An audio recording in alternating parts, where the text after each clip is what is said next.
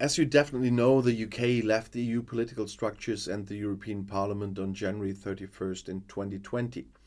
Now some Brexiteers blame the government for not implementing Brexit properly, and other people want the UK to join the EU again. And the EU, of course, moved forward after the decision of the UK to leave. So in the next weeks, I will make a test here on the channel by bringing news about the EU in one of my daily videos. The purpose is to keep people informed what the UK has left there really and what people want to return to make informed decisions and give it a more fact-based approach. And since my magazine channel is reserved for information on the development of the Russian war of aggression against Ukraine for the time being, that is another reason to do this right here. But I anyway believe exactly my audience on this channel needs this kind of information.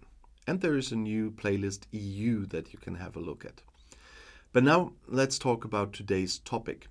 The European Commission has fined the defense company Diehl 1.2 million euros for participating in a cartel concerning the sales of military hand grenades together with its rival RUAG. Both companies admitted their involvement in the cartel and agreed to settle the case. RUAG was not fined as it revealed the cartel to the Commission under the leniency program. The product concerned by the cartel is military hand grenades, as I said. The Commission investigation revealed that the two manufacturers split national markets across the European Economic Area, the EEA, between themselves during almost 14 years. Following this allocation, only the designated manufacturer was entitled to sell military hand grenades in its allocated territory unless the other party gave its consent. The Commission investigation also revealed the existence of a single and continuous infringement in the EEA spanning from October 7th in 2007 to November 23rd in 2021. RUAG's participation in the infringement ended on April 15th in 2021. The fines were set on the basis of the Commission's 2006 guidelines on fines. In setting the fines, the Commission took into account in particular the nature of the infringement, its geographic scope, and its duration.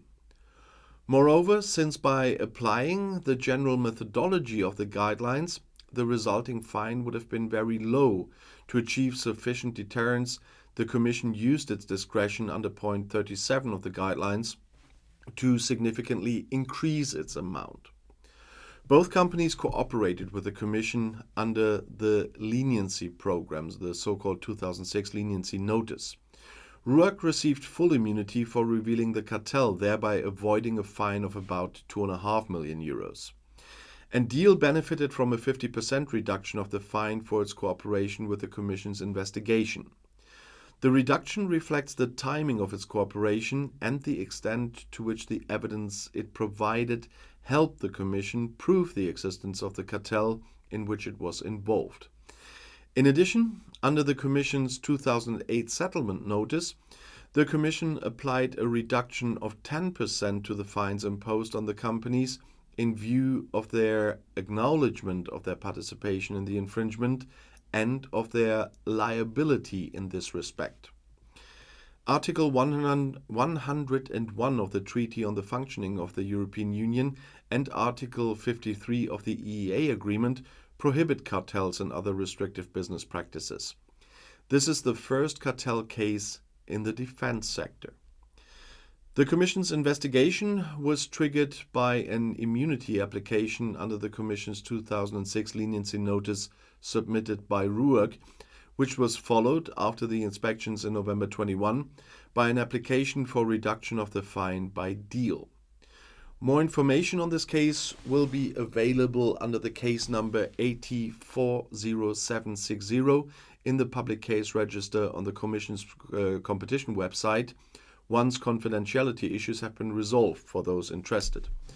For more information on the Commission's action against cartels, see its cartels website. And this decision was the 41st settlement since the introduction of the procedure for cartels in June 2008. In a settlement, parties acknowledge their participation in a cartel and their liability for it. They also accept the maximum amount of the fine which the Commission intends to impose. Cartel settlements are based on the Antitrust Regulation 1 of 2003 and allow the Commission to apply a simplified and shortened procedure. This benefits consumers and taxpayers as it reduces costs. It also benefits antitrust enforcement as it frees up resources. And finally, the parties themselves benefit in terms of quicker decisions and a 10% reduction in fines. The Commission's leniency program gives companies the opportunity to disclose their participation in a cartel and cooperate with the Commission during an investigation. A successful leniency applicant will either completely avoid a potentially high fine or receive a substantial reduction from it. And further information about the Commission's leniency program you can find on the Commission website as well. The Commission has recently published a frequently asked questions document which provides guidance on its leniency policy and practice to potential applicants. The Commission operates a tool to make it easier for individuals or companies to alert it about anti-competitive behavior while maintaining their anonymity as well. This tool protects whistleblowers' anonymity through a specifically designed encrypted messaging system that allows two-way communications. And if you're interested, just Google it. Any person or company affected by the anti-competitive behavior described in this case may bring the matter before the courts of the member states and seek damages.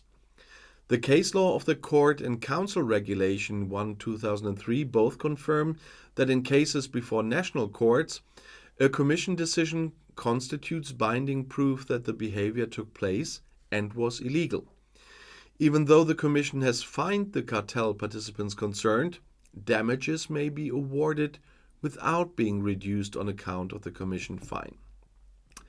The Antitrust Damages Directive makes it easier for victims of anti-competitive practices to obtain damages even. And if you are interested in more topics, the next video is right here in the end screen. I'll see you there. I'll be back.